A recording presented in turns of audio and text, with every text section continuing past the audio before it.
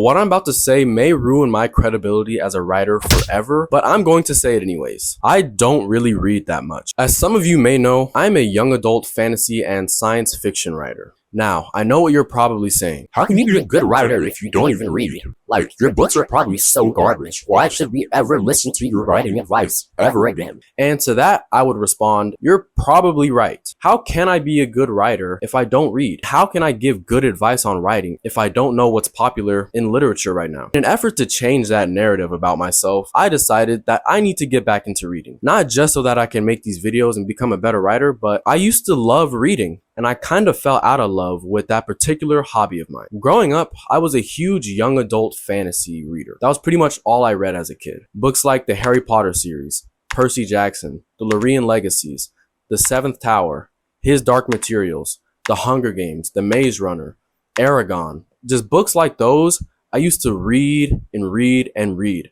I could read a book in a day as a kid. Like, it was that serious for me. But as I got older and I got more responsibilities and I had less and less time to read and my brain got cooked by social media and TikTok and all those other internet apps. Why are the pages so filled with so many words? Like, what the fuck? I fell out of love with reading. So I'm trying to get back into that. And seeing as I'm a hermit and I barely leave my house, I decided to take to the internet for some recommendations. And that led me to TikTok, and that led me to BookTok. And I think that was my first mistake. After seeing a lot of what gets recommended on BookTok, especially in the young adult fantasy genre, I've came to one conclusion. All of these books are the goddamn same. Now, before I dive into the larger topic of this video, I want to give a quick disclaimer, especially for anyone who may be typing up a long 5-paragraph MLA formatted hate comment right now. These are all my opinions. My opinions, no one else's. This is not meant to be any hate towards any of these popular authors or the books that they've written or people who are fans of these books. If you like these books, that's perfectly okay. I've got nothing against you.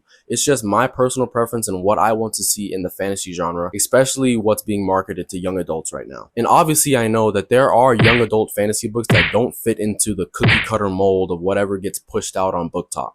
And I've actually read some of those. But in my opinion, there's not enough of those books and they're not being marketed as well as I think that they should be. Now, with that out of the way, let's get into my first point of this video. She was beautiful, but it didn't matter to her. She gazed up at him with vibrant green orbs the color of hope. You thought I wanted to kill you? He breathed, hands brushing over her petite frame. I actually love you. Tears sparkled in her orbs for the first time in years, but she didn't have any time for love. She had to save the land of Tropetopia. Now, while the romance elements of a lot of these young adult fantasy books may bother me a little bit, it's not my main gripe with the genre as it stands today. My main gripe would be the overt use of a lot of cliche tropes. Most of these books share the same tropes over and over and over again. Some of them include the toxic / brooding / immortal male love interest character. You know who I'm talking about. You can think of about 10 books off the top of your head that has a male love interest character like this. They're either really toxic or they're 200 years older than the protagonist, who is possibly a minor, which makes that even weirder. Jumping back into the romance side of things, there's almost always an awkward love triangle that just doesn't need to be there. The protagonist is usually a chosen one or has a weird savior complex. A lot of the girl characters tend to be pick-me's, which is problematic on a number of levels. There's a lack of diversity in a lot of these books, and I'm not even just talking about the race of the characters. I'm talking about settings, the lore, stuff like that. A lot of these books use the same kind of creatures, namely fairies, which I'm not sure what's up with the fascination with fairies and stuff, but to each his own. Going back into the romance tropes, there's a lot of love bombing and toxic relationships that aren't always portrayed as negative, which I'm sure you guys can see what's wrong with that. These books are being marketed to young adults, and a lot of the times these are people's first interactions with romance. So we have to be a lot more careful with what they're showing them and what we're normalizing, because some of these relationships are messed up. And a lot of the times, the books aren't really showing that they are messed up. There's a lot of misogyny, misandry, and perpetuation of negative gender stereotypes in these books. And there's also a lot of token characters, whether this will be the token black character or the token gay character or any other tokenized characters that you guys can think of. A lot of those exist in these books, and these are just some of the tropes that I could think of off the top of my head. I'm sure that there's more that are harmful to the readers who are reading them, And if you can think of any of yourself that you've noticed while reading a lot of young adult fantasy, leave them down in the comments and I'll be sure to reference them in another video, because I have a lot to talk about with this and I may make a part 2 to this video. Who knows? Now, you're probably wondering, Why do all these books use the same tropes? well, I have a theory for why this may be. While I've never published anything officially, I kind of understand a little bit how publishing houses work. At the end of the day, a lot of them are just businesses, and their main goal is to sell books and make as much profit as possible. When a publishing house sees one type of story do really well, their first thought is to, let's make the next one. So they're going to look at that book and see what it did well, and they're going to replicate it in the next book that they decide to publish. And that's why a lot of these books have the same tropes, because they see one book go viral and they're like, we can do that too. So they make the same exact book, they change a little bit here and there, but if you really look at it, they're really the same book. You can really tell in the book covers that a lot of these young adult fantasy books have, they really use a lot of the same elements. There will either be a flower of some sort, or a black snake, or some ash, or some fire. They really use the same elements, and that's because they're trying to build up recognition in the reader. And if a reader liked one kind of book, they'll see a book right next to it that looks a little similar, and they'll be like, hey, maybe that book's good too. And that's what the publishing house is banking on. It kind of reminds me of that time in school where maybe you didn't do the homework that night and you get to school the next morning and you ask your friend, hey, can I copy your homework? Yeah, sure, but make sure you change some of the answers so that we don't get caught cheating. And then you guys both ended up getting caught for cheating. That's what this reminds me of. A lot of these publishing houses are just sharing the same ideas, the same aesthetic, the same tropes, the same types of characters, the same settings. I could go on and on. And I just feel like as a genre, we could all be doing a lot better. Now, I don't necessarily have a problem that a lot of these tropes are being overused and that they might be a bit cliche now, because at the end of the day, nothing is original, especially not in books. Almost everything has been written about. My issue with the tropes that are being constantly overused is that a lot of them are damaging. For example, lots of these young adult fantasy books have a lot of scenes that are very explicit for younger readers. I'm talking about the spicy scenes, the smut, the sex scenes, whatever you want to call it.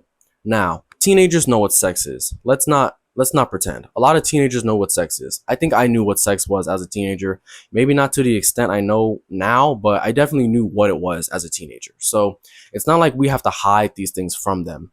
But I still think as writers, we have a responsibility to portray these ideas in a responsible way.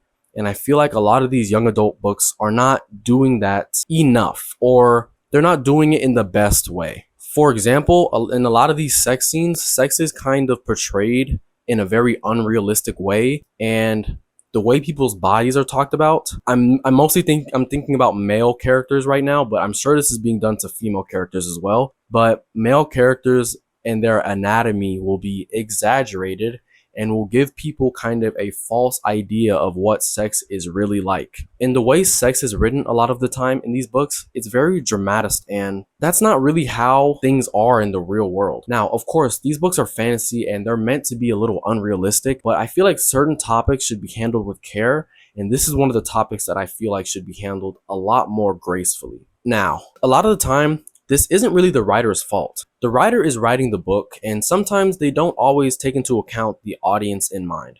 This is up to the publishers and the marketing team, and that's where I feel like the downfall of the genre has come from.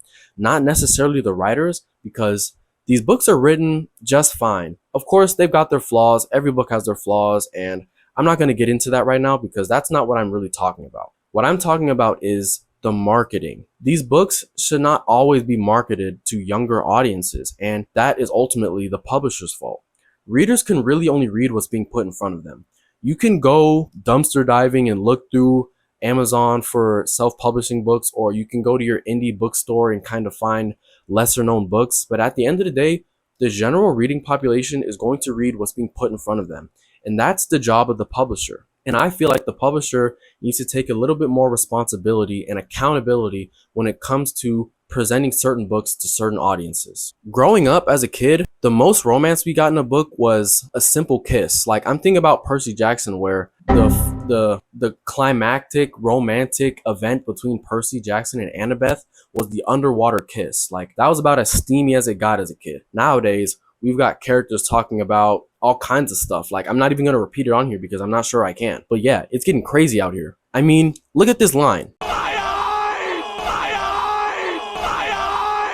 I mean, come on. I also want to talk about the lack of diversity. I know I mentioned this earlier, but I feel like this is also one of the major issues I have with the current landscape of young adult fantasy. And now, I'm not just talking about the lack of minority characters in these books, even though that is definitely a problem, but diversity also means that there's not much change in the settings, the lore, the world building, the type of characters we've got, the type of character dynamics. A lot of these books just read the same, and I wish that wasn't the case. And obviously, I do think these books would do better with having a more diverse cast of characters. Like, take us out of the Eurocentric fantasy tropes. Like, we've gotten decades and decades of books talking about fairies and elves and stuff like that. Give us new creatures. Give us folklore and fantasy elements from other cultures. Let's see some Asian fantasy. Let's see some African fantasy. Let's see some not Spanish. Let's see some like Latin American fantasy, some indigenous fantasy. There's so many things that we can do, so many markets that haven't been tapped into that can provide for great stories. And I just feel like the current landscape of young adult fantasy, especially with what's popular online right now, is not really giving writers the platform and the incentive to try and branch out and write about things that maybe readers haven't read about before. And trust me, there are definitely readers who want to read new things, but when the same thing keeps getting written and published over and over again, there's only so much that you can do. Just because a book gets hot on TikTok does not mean that's what the genre has to be about. Some success stories should just remain that, a success story. We don't need to keep chasing the popularity of another book. Writers can reach success in different ways. There's enough space for everyone to succeed. Great stories are everywhere, but a lot of them aren't getting bought because publishers don't see them as marketable. That's where I feel like readers come in. Now, I'm aware that readers are a part of this issue. Well, while they're a much smaller part, I do believe they play a part as well. Because readers keep buying these books, publishers see no reason to stop publishing them. And that's why I'm imploring a lot of you young adult fantasy readers to maybe branch out, read some other type of young adult fantasy that may not be as popular on BookTok. Go deeper into your library or your local bookstore and find something that you might not have read otherwise. Give another book a chance. Give an unknown author a chance. You never know, you might find your next favorite book. You just have to give it a chance.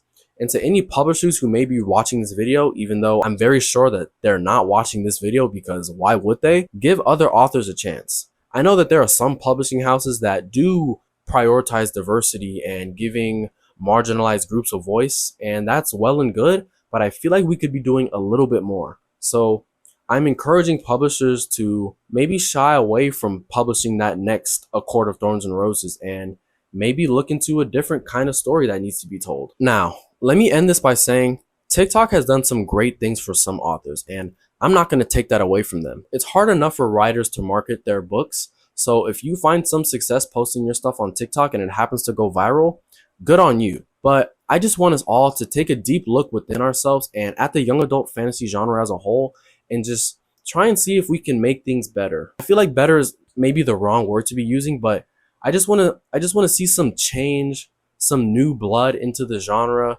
some new things that might get popular. And yeah, that's basically all I want to see. I apologize if this video came off a little bit harsh towards the young adult fantasy genre or the romantasy genre, whatever you want to call it, but I'm just a little tired of seeing the same things over and over again. I mean, someone out there has to agree with me. I'm like, look at some of these book covers. That's the main thing that's blowing me. Why are all these book covers the same? Can we get a little bit of originality? What happened to hand-drawn covers? What happened to good art? Like, I can find this stock image right now and show you. Like, literally, I can do it. But yeah, if you're a fan of the young adult fantasy genre and you have read some books that are maybe less known or haven't quite gone viral yet, leave them in the comments because I'm still looking for books to read as I'm embarking on my journey back into reading. And if you agreed with any of my points, let me know. If you disagreed with any of my points, also let me know. I would love to talk about this further with some of you guys in the comments. If you enjoyed this video, leave a like. And if you would like to see more commentary videos on, the state of literature right now or any genres or anything like that, also let me know in the comments. I would love to make more videos about this. And yeah, I've been LDJ Writes, and I'll see you guys in the next one. Peace.